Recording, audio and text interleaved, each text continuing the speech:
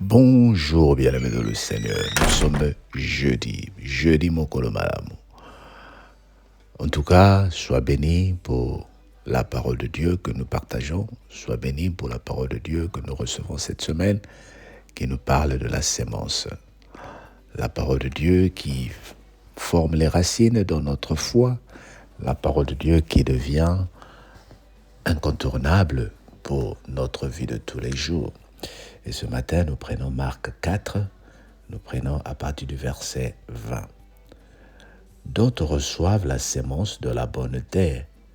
Ce sont ceux qui entendent la parole, la reçoivent et portent de fruits. 30, 60 et 100 pour un. Il leur dit encore, apporte-t-on la lampe pour la mettre sous le bois, sous le boisson ou sous le lit, n'est-ce pas, pour la mettre sur le chandelier? Dis avec moi, Amen. Nous avons lu les versets 20 et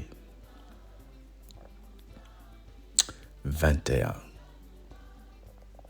Les versets 18 à 21. Le Seigneur parle ici de la parole qui tombe de la bonne terre. C'est toi et moi, membres de la cellule de prière à la gloire de Dieu.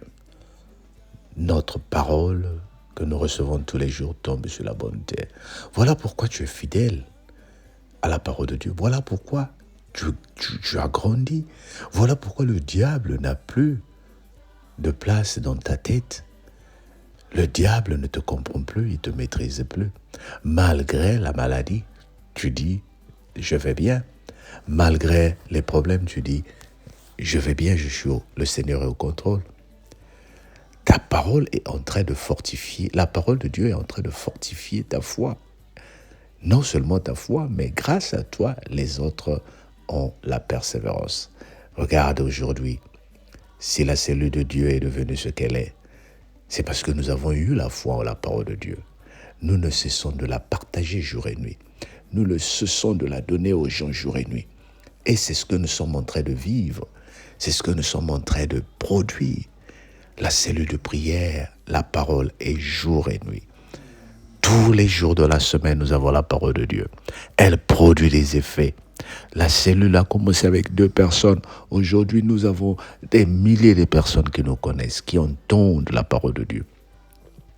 Même si dans nos directs, parfois, nous ne sommes pas nombreux, mais les gens regardent en différé.